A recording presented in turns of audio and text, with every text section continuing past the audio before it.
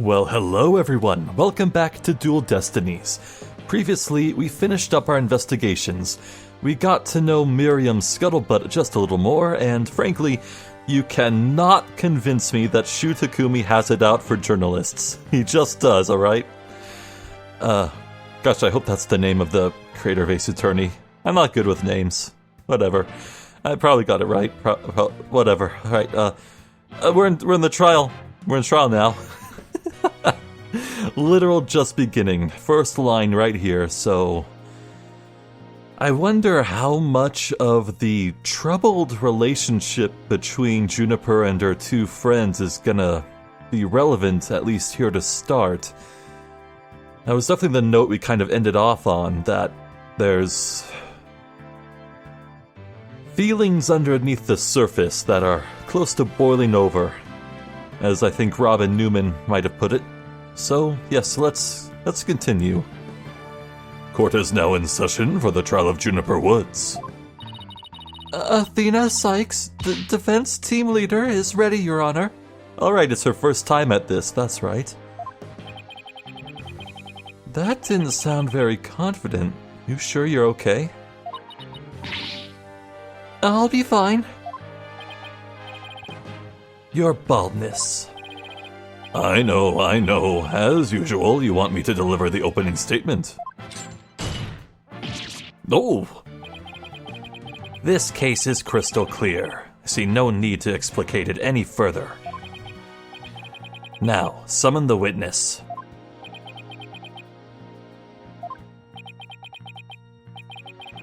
Is there something the matter? Please do share your baldness. Oh, whatever you gave you that idea. Bailiff, please call our first witness. And now we don't even get an opening statement?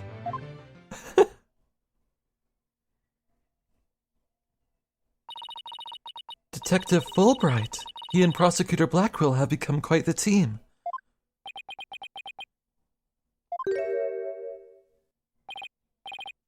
Oh, right, the case brief. Leave it to me.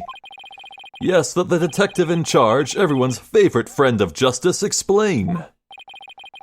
What was that just now? It's like he and Blackwell are totally in sync. Well, I don't think they're capable of mind melding, if that's what you're thinking. Isn't mind melding specifically like a... Why do I want to say like a Star Trek term? I don't know. I swear I've heard it somewhere. Whatever. All right, Detective Fulbright, would you please explain the case to the court? Professor Court's body was discovered on October 24th at approximately 2:30 p.m. She was murdered with this all I have here. No, she wasn't. The victim's blood and the defendant's prints were both discovered on it.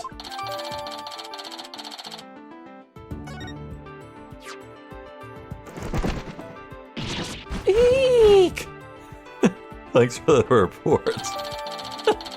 Oh, not even any word of introduction, it's just there. Alright.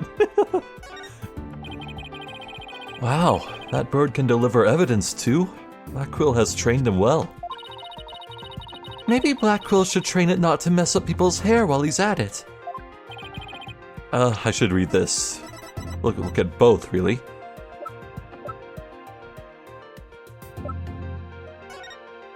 Estimated time of death between 6 and 8 p.m. on October 23rd. Wow, so the clear old day before, huh? Well, the evening before.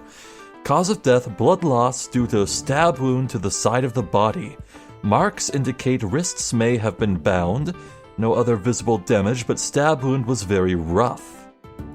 Ah. That does imply a cut that is not clean. Alright.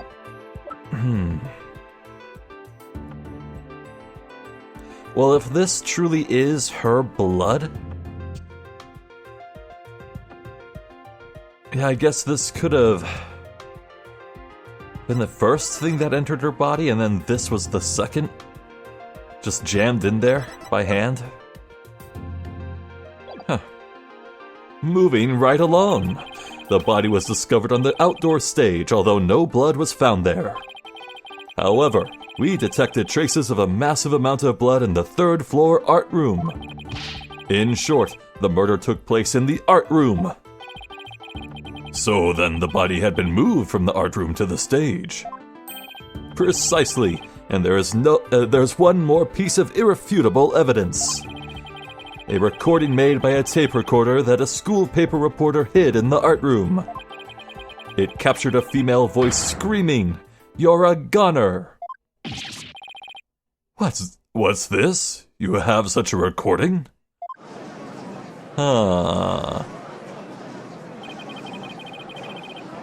Must be from that tape recorder Miriam mentioned. But why is this the first we've heard of a death threat at the moment of the murder? Shush! Silence, please! I would like to play the tape for you now. Whose voice is it?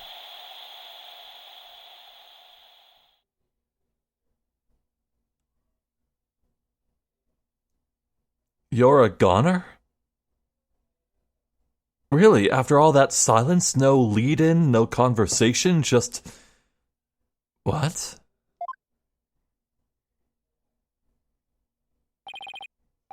It is quite hard to hear. But the voice does sound female. It's very faint. Just a woman's voice, huh?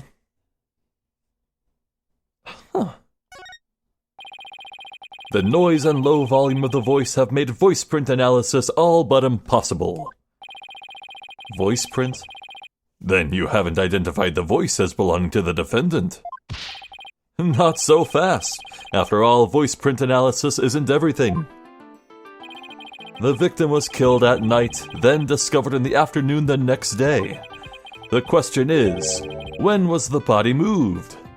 Yeah, that's a really good point. It seems clear to me that the body was moved out of the art room and to the stage after everyone had gathered into the stage hall. So no one even entered the art room? Was it hidden somewhere?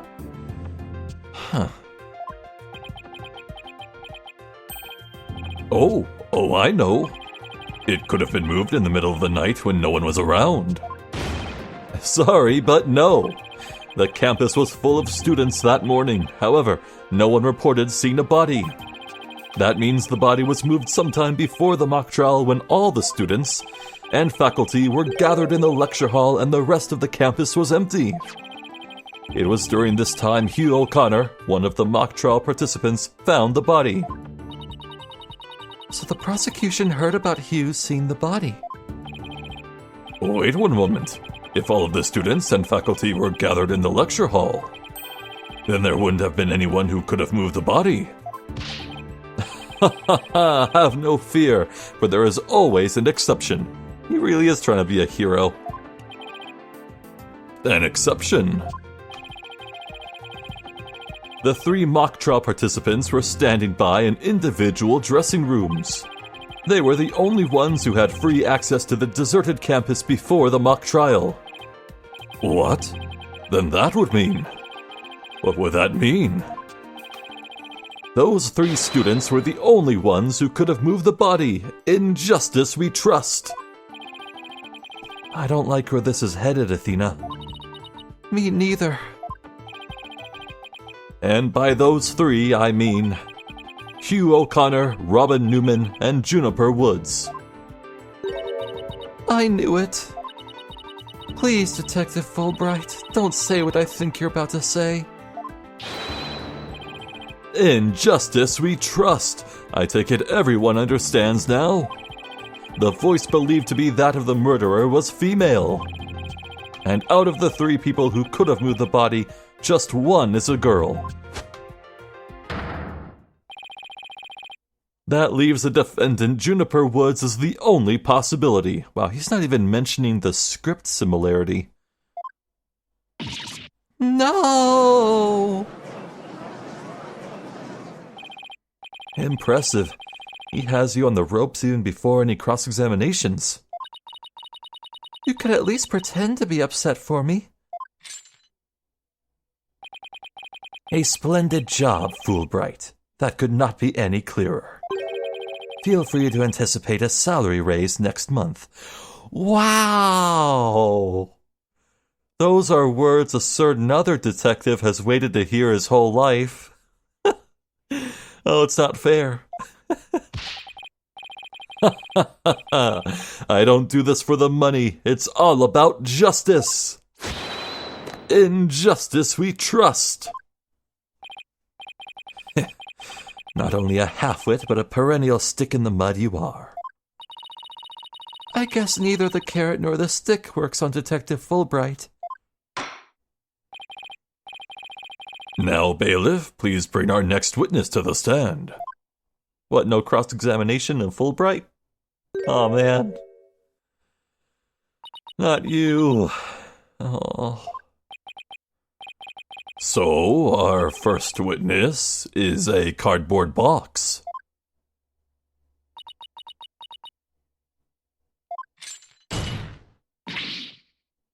Cack?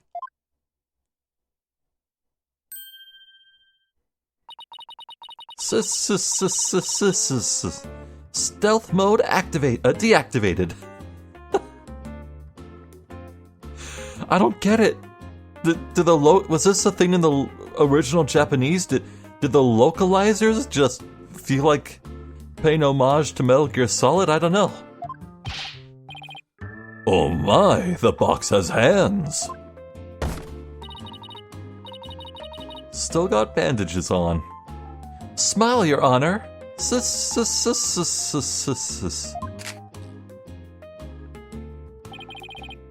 What the dickens? I've just had my picture taken.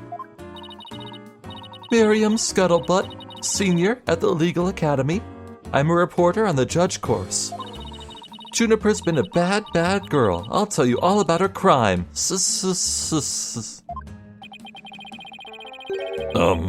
Might I ask whether you could come out of that box? How will I get any more scoops if I blow my cover? So the answer is no. After all, covert action is an undercover reporter's bread and butter. But testimony from a faceless witness is highly irregular. A former ninja I met in the clink said that exposing those who work in the shadows is to pass the death sentence upon them. Oh my! I had never thought of it that way. Very well, if it would spare a life, I'll make a special exception this time. You know, ninja. Ninjas are cool. Anyone ever played Tenchu? I recently played through Tenchu. Rikimaru's cool. I like him. A former ninja in prison? Holy Shinto. How can the judge believe this load of crock? Isn't Shintoism entirely unrelated to oh, never mind. Now your testimony, please. Oh, but take care not to reveal your face.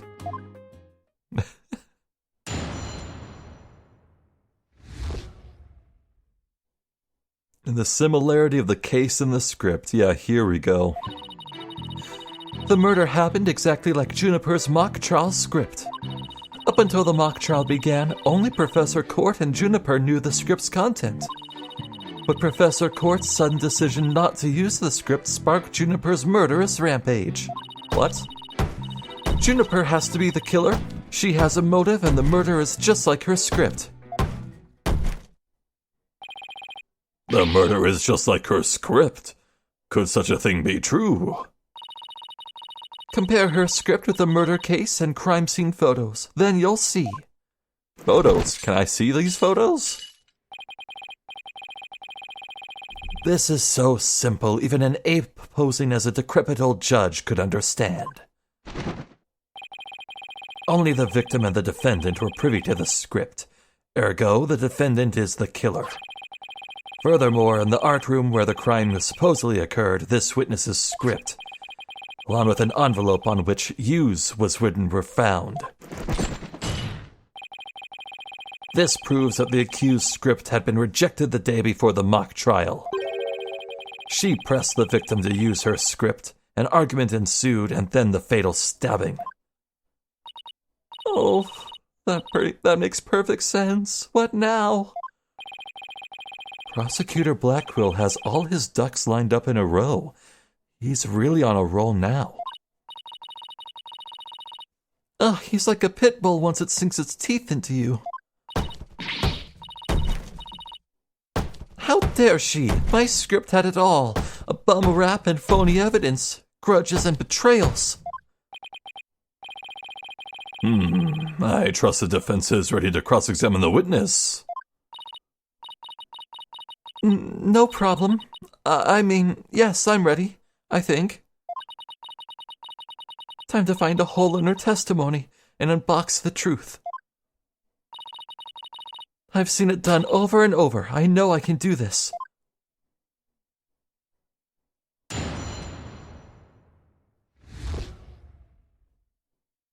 The similarity of the case in the script. Alright.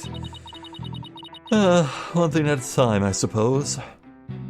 The murder happened exactly like Juniper's mock trial script. Hold it! There must be places where the script and the case diverge. Cack. Don't sweat the details. That kind of stress will give you wrinkles. Objection! I'm not worried. My skin is as fair as silk. Objection! Indeed, you are quite fair. Fairly desperate. Objection! What did you just say? Blackquill really turned that one around on you. Oh, whose side are you on? Hurry up and think of a clever comeback. Whoa, easy there, Athena. Now you listen to me. The two cases do indeed have their differences. For one, the stage hadn't yet been erected in the mock trial script. And in the actual case, there were signs indicating the victim's wrists had been bound. But such differences pale in comparison to the host of similarities. In any event, replicating the crime without knowledge of the script is an impossibility. Huh. Looks like I won't be passing this off as a coincidence. What a total burn! Try again, why don't you, Pawn of Woods? Up until the mock trial began, only Professor Court and Juniper knew the script's content. Hold it! Somebody could have stolen a peek beforehand. I don't think so. I tried any number of times. Shame on you, Miriam. But that crafty she-devil Juniper has eyes in the back of her head. What chance does your average person have if an undercover reporter like me failed? Interesting point. Still, Miss Scuttlebutt, won't you get in trouble later for admitting to such underhanded tactics? Why, I plead entrapment. How is you blurting out your own crime entrapment? Cack. But you haven't scooped me yet. They were all set to use Juniper's script. But Professor Court's sudden decision not to use the script sparked Juniper's murderous rampage. Hold it! How do you know that Professor Court wasn't going to use her script? There in the art room, where the heinous crime took place, an envelope marked Use and Miriam Scuttlebutt's script were found. Evidently, the script that was going to be used belonged to the girl in the box over there. It's only natural that my script would be accepted and hers rejected. I introduced all sorts of brand new concepts, including bribery and fake evidence. It was a cutting-edge script portraying a courtroom battle in the dark age of the law. I can't help but feel Professor Court went out of her way not to use it. But Juniper, she used some devious underhanded tactics to get her script chosen. That's why her script and not my masterpiece was used in the mock trial. How's that for an explanation? Juniper has to be the killer. She has a motive, and the murder is just like her script. Hold it! Anyone who saw the mock trial could have recreated the crime. After they saw the mock trial, they could have easily staged the body just like the script. Objection!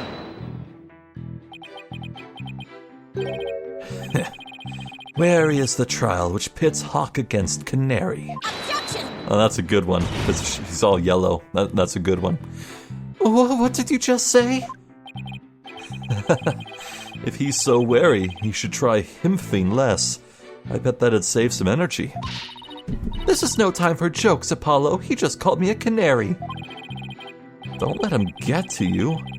At least canaries pick up on things quickly, just like you.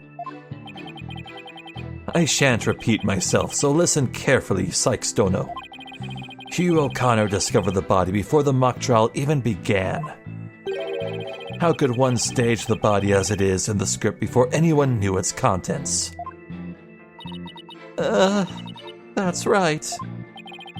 Do you even fathom the intricacies that go into staging a crime scene?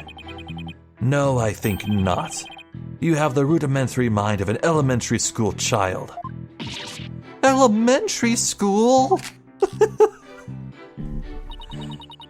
Reporter's testimony throws attorney Athena Cykes for a loop. The perfect caption.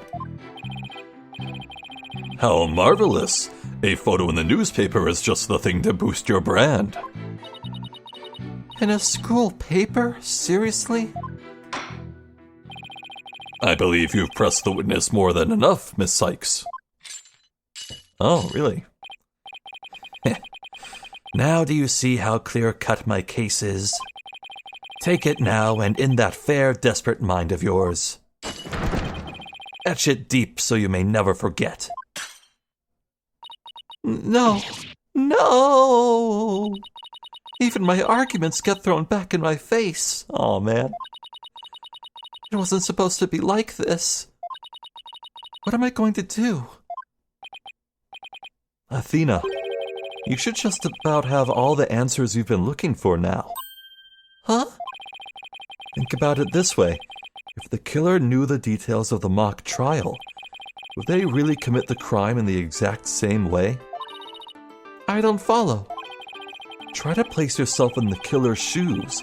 I bet you'll discover an inconsistency if you do. Ah, I get it. Thanks, Apollo. Miss Scuttlebutt, just so we're clear, you're claiming that the killer intentionally made the crime scene look just as it was in the script. And that it is beyond the shadow of a doubt not a coincidence, is that correct? No, duh. After all, it's just more evidence of Juniper's evil she-devil ways. Objection! Cack. What did I say? What did I say? Our client made the crime scene look just like the script, something known only to her. That would be not just foolhardy, but completely irrational. What do you mean? Yes, Miss Cykes. Please tell this court what you mean by irrational. It wouldn't make any sense for Junie to mimic her own script on purpose because it would make her the culprit. Yeah, that's a very obvious logical fallacy here. Yeah. The murder scene was the same as it was in the mock trial script. That in and of itself is irrational. What's wrong with them being the same? Yes, Miss Cykes. Care to explain what you mean? Okay, let's say for argument's sake that Miss Woods is the killer. If so, then what reason would she have to intentionally make the actual murder mimic her own script? That's easy. She was admitting that she was the... Oh. That's right. If she had really done that, it would have been like proclaiming to the world that she was the killer. So what we actually have here is evidence of someone trying to frame our client. Oh, wait. Wow. How many supplies does she have in that thing?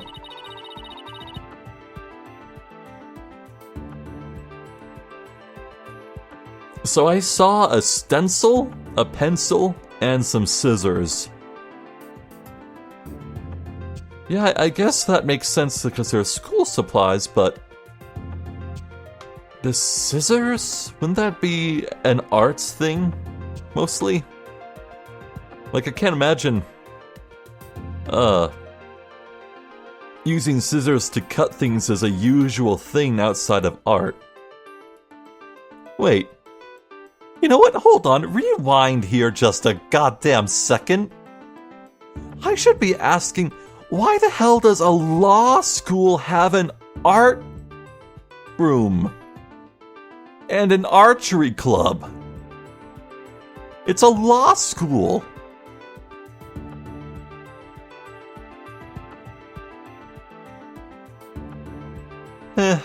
Whatever. The body was found the day of the mock trial. In short, the day the details were revealed. So it would be completely inconceivable for the murder to go exactly like the script. Cack. Don't let it go to your head just yet. Objection! It would seem Justice Dono's comrade in arms has finally drawn her sword. However, the blade is dull, and it shall remain so until you master its use. Enough with the stupid sword metaphors already. There is a perfectly good reason for the inconsistency of which you speak.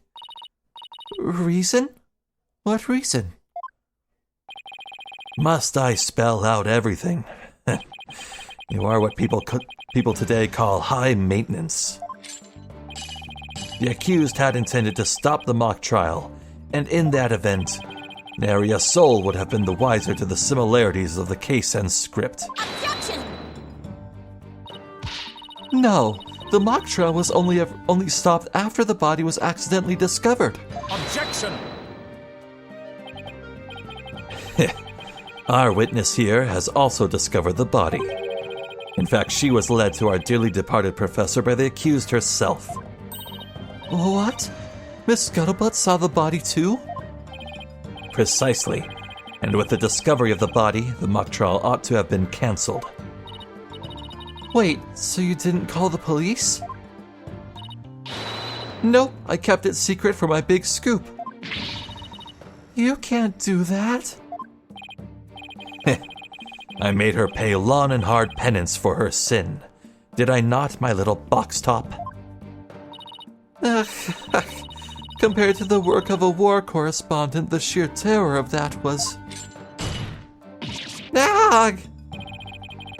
Jeez, I wonder what the Twisted Samurai did to her. Block off all the holes in her box? And spin her like a top while Detective Fulbright cackled in delight? Athena, you have a... intense imagination? Yeah, let's go with that word. That sounds more like nauseating than scary. Enough jabbering. Witness, continue your testimony. Sure, Mr. Samurai. I'm ready to finish off that she-devil.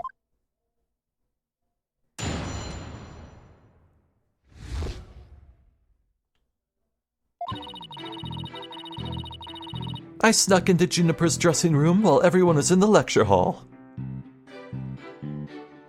Really?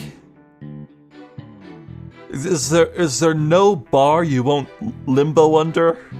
That's stooping, man. Why did my brain go to limbo?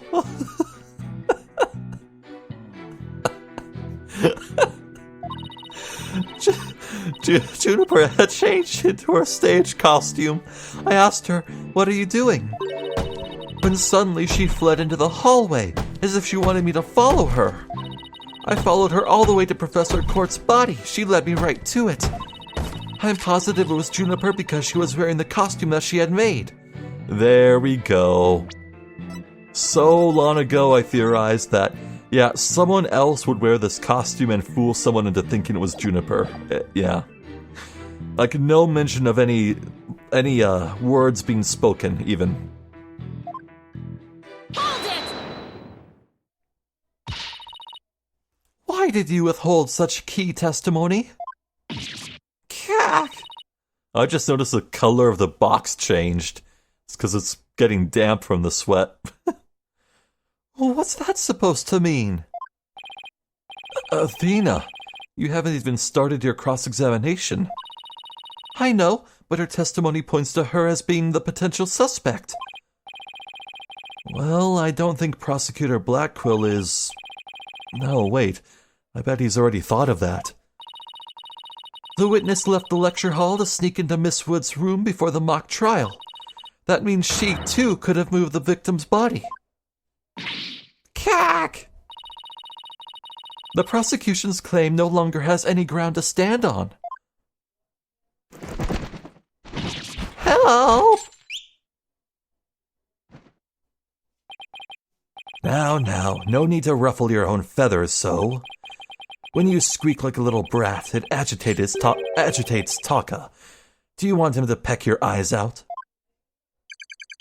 No, thanks. You listen here. The witness has a perfectly good alibi. Oh yeah, I do. Around the estimated time of death. I was at undercover reporter class. It's right near my home. What? Undercover reporter class? The proverbial rug has been pulled from under you. The witness could not be the killer.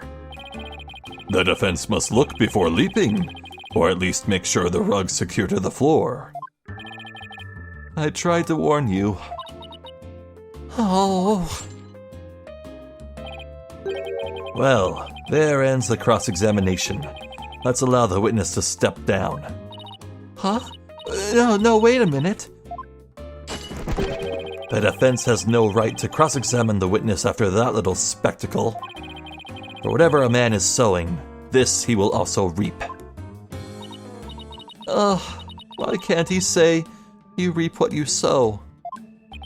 Very well. If the cross-examination is over, I suppose the witness may go home. Perhaps spend some time in her lovely box and recover from today's stressful events. Don't you worry about me, Your Honor. There's no rest for the wicked, or journalists either. My third eye's always eyeing a scoop. Okay, damn it, calling your camera a third eye that's really good. That's one good thing you said. There, I'll admit it. She's always eyeing a scoop? You know, that is a good point. Why did she not take any photos? Well, back to the trenches. Bye-bye. Hold it! Not so fast, Miss Scuttlebutt. Apollo? There's just one thing I'd like to ask. Did you take a picture of the victim's body? And if not, why not? Well, that is... No, I didn't take one. Well, that's strange. Why wouldn't you take a picture if you're always eyeing a scoop?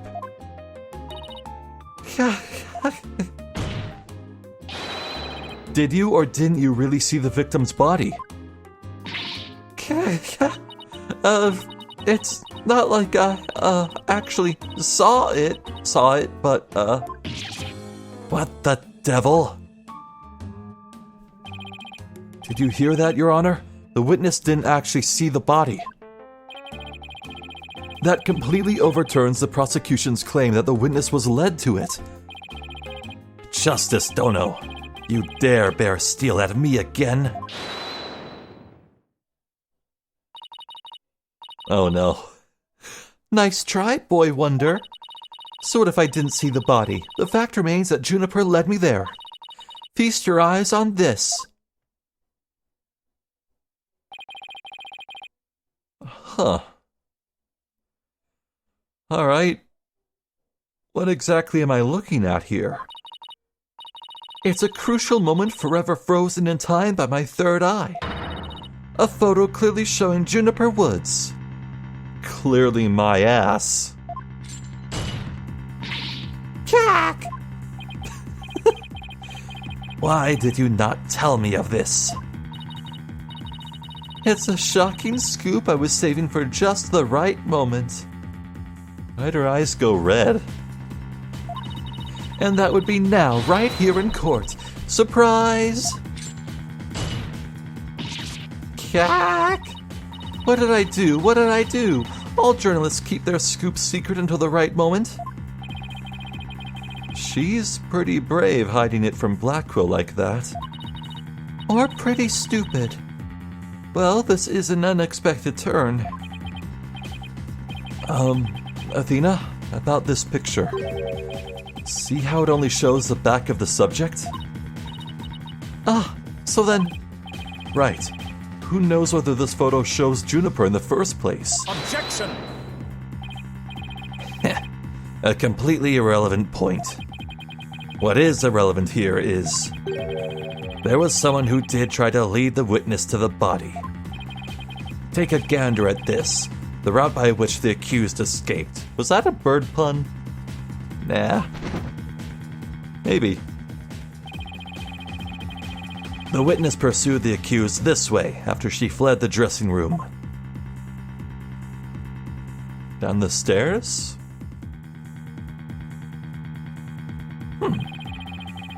The accused ascended to the first floor and exited to the quad. Then what, Carton Cretin? Then I tripped and fell, caught my knee on my own box. She stayed under her box even while running after someone? Sounds difficult. Recall that the body was already there, for Hugh O'Connor had already seen it. She was trying to show someone the body because she wanted to stop the mock trial. Hold it! But if the facts have changed, that's all the more reason to cross-examine the witness. The defense has a point there. Very well, you may proceed with your cross-examination. Seems Justice Dono has saved your pretty little hide, Missy. For now, at least.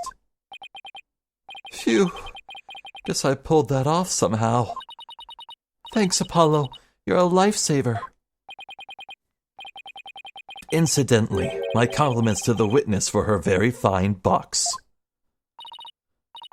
It's primo cardboard, lovingly selected from among many. Cack! Tell another lie or hide another fact from me, and I shall put it to the torch. Cack, cack. Please, anything but that. I think it would be more eco-friendly to recycle it, but that's just me. All right, Miss Cykes, you may cross-examine the witness.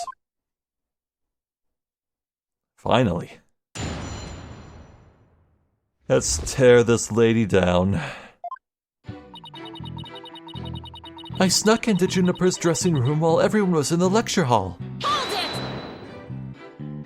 it! You said you snuck in, but why would he do something like that?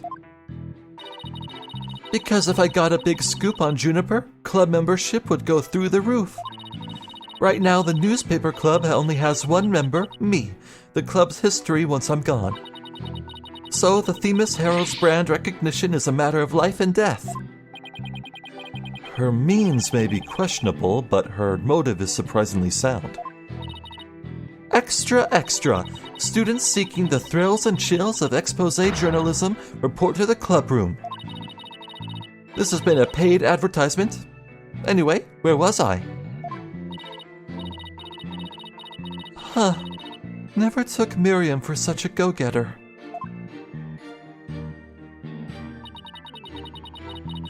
Juniper had changed into her stage costume. I asked her, "What are you doing?" Hold it!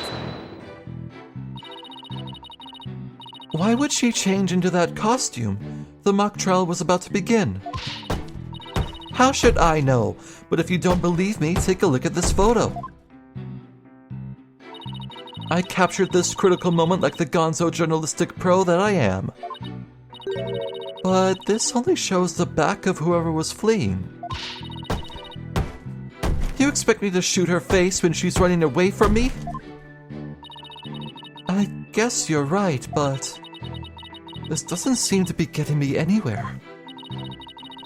At any rate, as this photo shows, Juniper was in her stage costume. Was she? Was she really?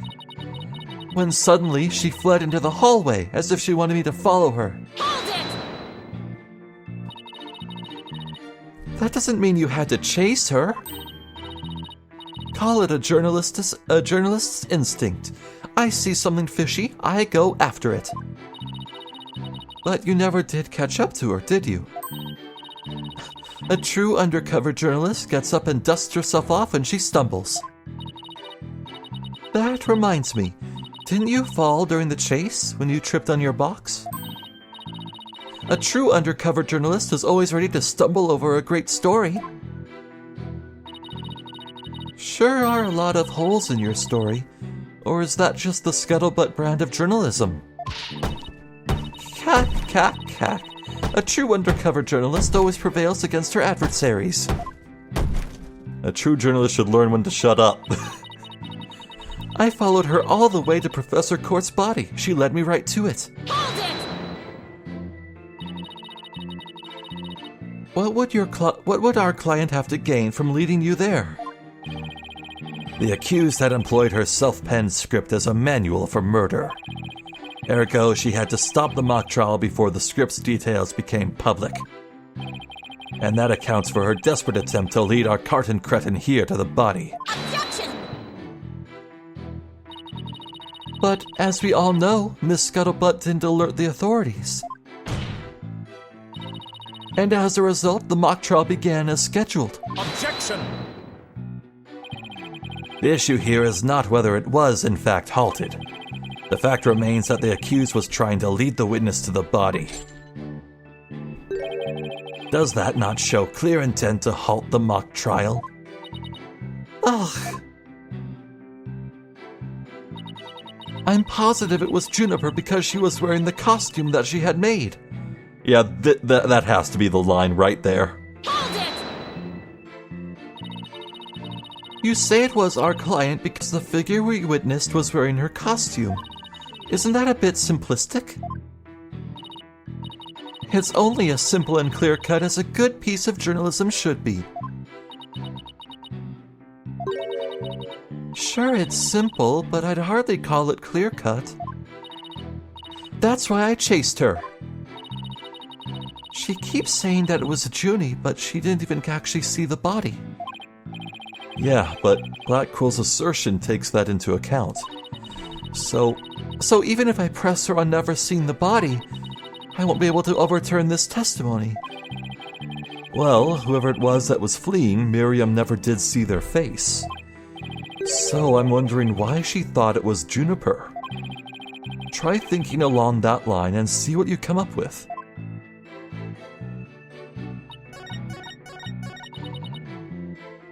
I'm positive it was Juniper because she was wearing the costume that she had made. Was it really, though?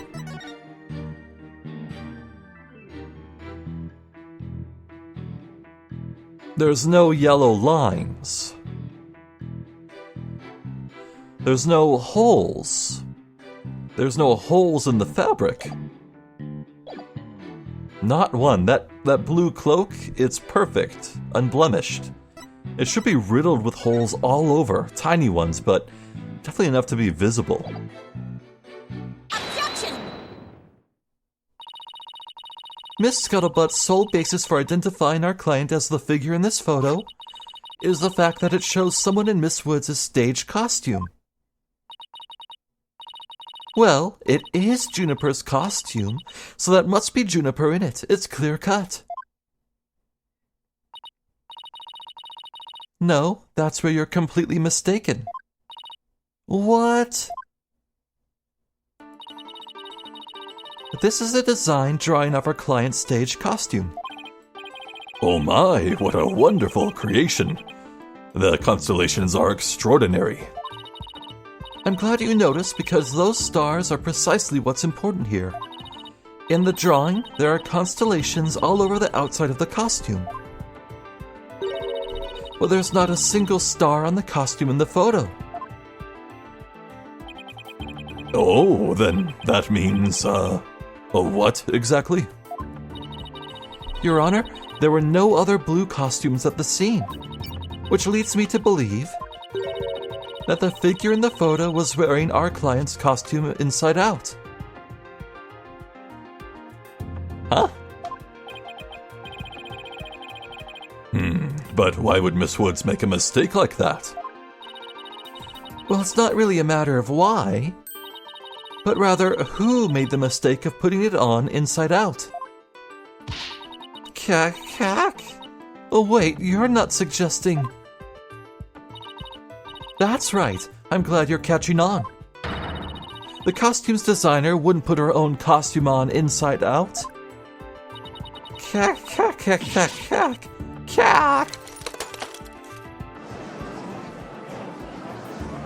Oh yeah, I see knee braces. Like I think her knees really did get scraped on the ground. Sorry, Miss Scuttlebutt, but doesn't believing you had a scoop when you really didn't make you a failure as a reporter? A failure as a reporter? What was... Oh, hello. Why, hello, Miss Scuttlebutt. So nice to meet the woman beneath the box. What was that huge thing that fell out? You didn't see nothing. Objection! Now, I would have you stop right there, Cykes Dono. For it is the why of the matter upon which I would have this court focus. What do you mean? Miss Juniper Woods. Yes? What were you doing on the morning of the mock trial? I was in my dressing room, painting my costume in fluorescent paint. Fluorescent paint? My design drawing shows twinkling stars on the costume. I was going to make the costume shimmer like that by painting the inside fluorescent. Oh. I thought the glows would be from LEDs or something. Yeah, this makes a bit more sense, money-wise. What was that again? Fluoride? Did your costume have cavities? Not fluoride, fluorescent as in glowing. The paint would make it glow in the dark. Yes, so you applied that to the inside of the costume, and then... I let it dry for a while because I heard it takes a long time. So I put the costume on my mannequin inside out. Inside out? So then... This is a photograph of the inside-out costume taken in the dark. Alright. Someone... Wait, what? That's not how thumbs are oriented. Oh, maybe if you grabbed it from the other side. Yeah, alright, I could see that, actually. Alright. As you can see, there is a heavy layer of paint over the entire inside surface. If someone were to properly don this costume in this state, the wet paint would get all over their body. Why, yes, I believe it would. Indeed. Ergo, the costume was worn the way it was, not by anyone's mistake. But because this was the way it was on the mannequin, inside out. Yeah. Oh. Figures he would have a photo. Did we just fall into his trap? Yeah, I bet Blackwell had it all planned out. Still, I think you should give this photo a nice long look. Oh, please tell me you found something that doesn't add up. check out the chest area. It kind of looks like handprints to me. Hey, you're right. But Junie would know better than to touch it while the paint was still wet. Objection! I believe the term to describe your thought process is wishful thinking. After all, if master painters make mistakes, why not a rank amateur such as the accused? Objection! So basically, you're saying my claim requires evidence to back it up? Evidence? That shouldn't be a problem, right? After all, you've come this far. Just because I've come this far doesn't mean I've thought everything through, though. Maybe... Well, okay, so... Blackwill's trying to say that Juniper's hands would have the glowing paint on them, the fluorescent paint. But... apparently Juniper's fingerprints were on this all, so why is there no paint on it? Well, okay, well no, the body was killed the previous night, so maybe I'm off on that thought process. Crap. What? You mean you've just been bluffing? What did you expect me to do? I'm sick of losing to this guy. But you're right, there is only one thing left to do at this point. And that's to present some evidence. Pronto. A showdown, is it? I gladly accept. The fluorescent paint must have stuck to the hands of whoever touched the costume. And that paint should glow in dark places. So I just need to carefully check every last piece of evidence. Alright.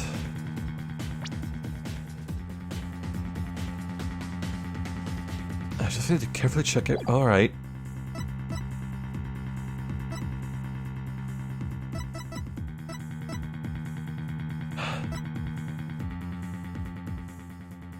Well, maybe I'm supposed to point out the all here. Yeah, maybe I just need to get Athena to say that Juniper's glowing handprints would be on this, only for Blackquill to then counter with, no, this was from the previous night, right? You know, it's kind of freaky sometimes where you have to actually fail to proceed. And, just keep the conversation going, really.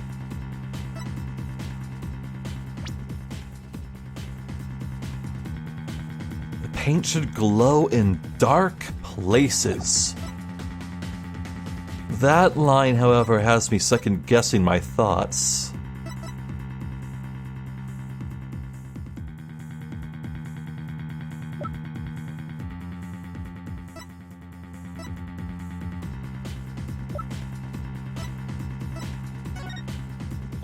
Huh. Dark places, though?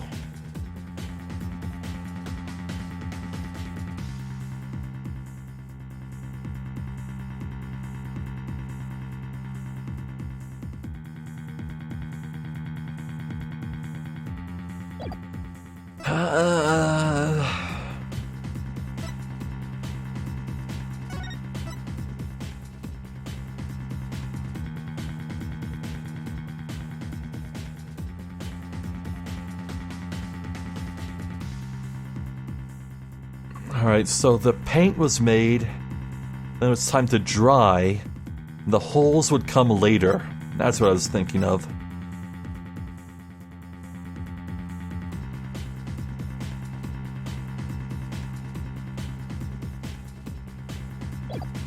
Ah, crap.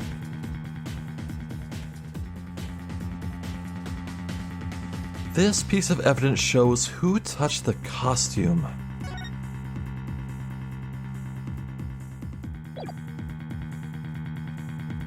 Oh, hold on. Well, now wasn't there something about Constance Court doing one final touch-up?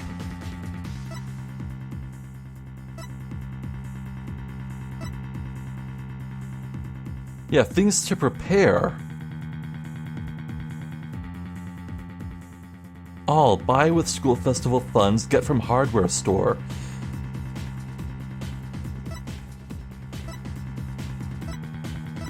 Alright,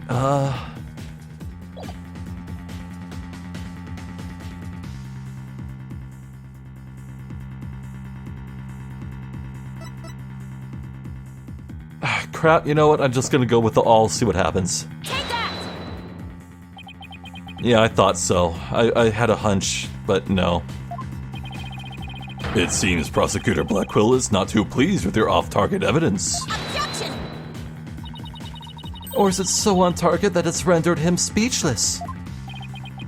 Let's ask him what he thinks. Prosecutor Blackquill?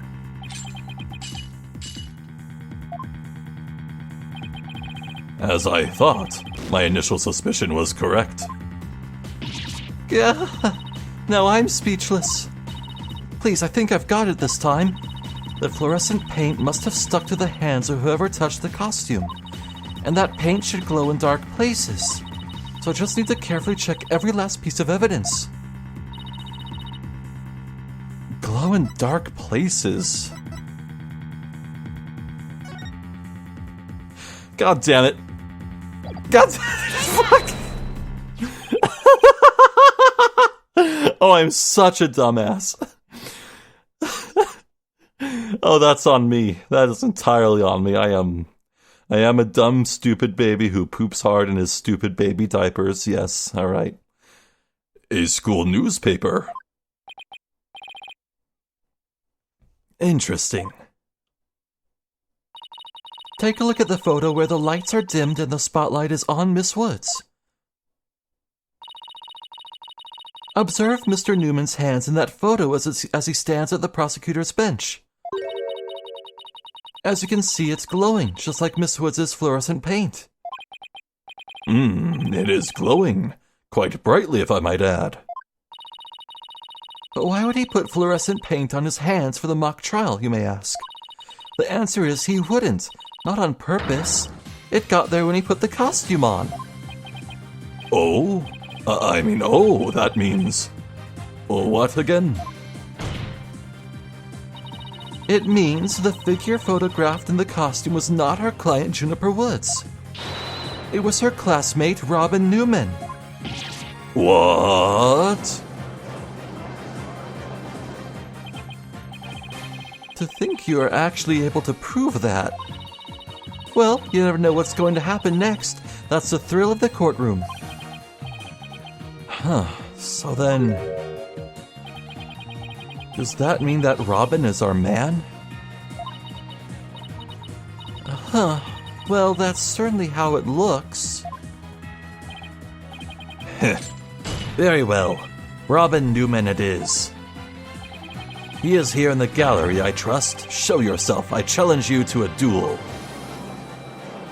He would have a blue-eyes white dragon.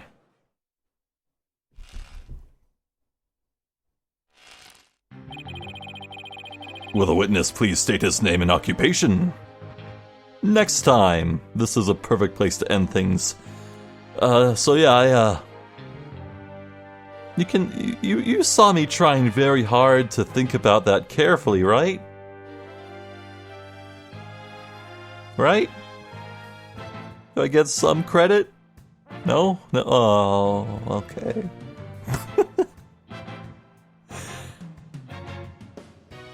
Well, thank God Scuttlebutt's out of the picture. It was nice that we saw her face for a brief second.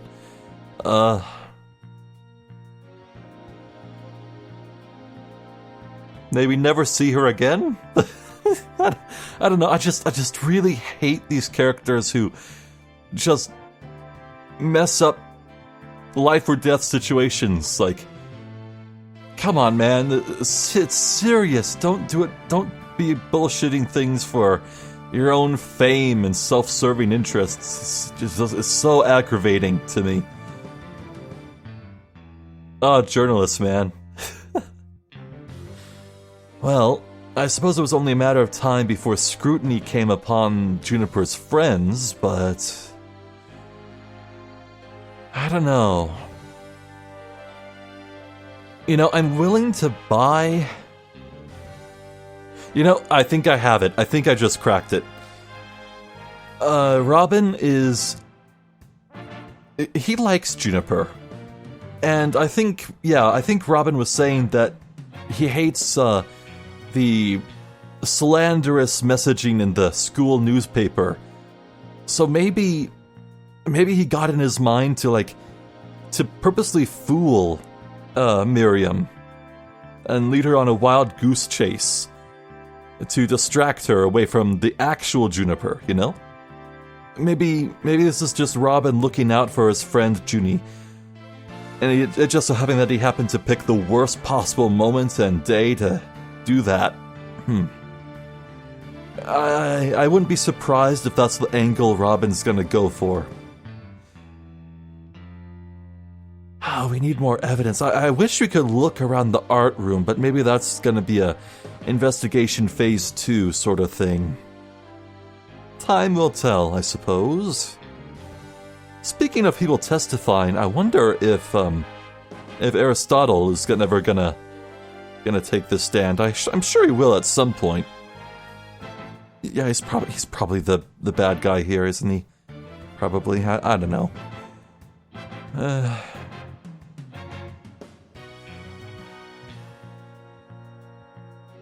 Still, though, that recording in the art room, a very quiet voice yelling, "You're a goner." Just what is that all about? I don't know. I don't know what it means. I was almost gonna say that maybe that yelling voice was, in fact, Robin Newman. His whole thing is yelling. He yells all the time. He doesn't stop yelling. And if it was distant and muffled enough, maybe his voice could be misconstrued for a lady's? Because hell, even I get pretty shrill and high-pitched when I yell. Like at the top of my lungs? I don't know. I just don't know. How old is Robin? How old would he be? 18? Yeah, you go through puberty by that age, I guess. I wouldn't know, because I didn't actually go through puberty. True facts about Zephyr. I did not go through puberty. I had to take testosterone shots to artificially get it going. Interesting times, those. No, whatever. Yeah, I'm out of things to say, I think.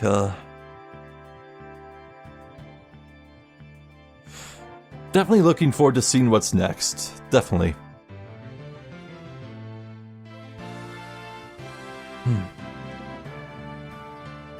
Okay, maybe there is one more thing I could think to say. I theorized a long time ago that, right, so a long time ago we saw this little anime cutscene of Athena, like very dark scene of her past as her as a little kid with like blood splattering on her face while she looked on in horror. And I compared that to the cutscene where Black Quill was introduced, where like blood was pooling around him and it was very like abstract scenery, kind of like what the Athena cutscene was. And I theorized that maybe the crime that sent Black Quill to prison was like the murder of someone important to Athena, maybe like her parents or something like that. But if this, chronologically speaking, should be the very first time that Athena is seeing Black Quill, I don't know, I would think she would have some kind of a larger reaction, more trepidation. I'm not sure. I'm not sure what to make of that, so maybe my theory is all off. It was just a hunch on the most base of comparisons, really, so definitely won't discard that theory outright. I'll keep it tucked away. Gonna file that in the back of the folder. So yes, I'm Zephyr the Jester. This has been more Dual Destinies. Thank you for watching, and hopefully I'll catch you next time. So until then, please take care.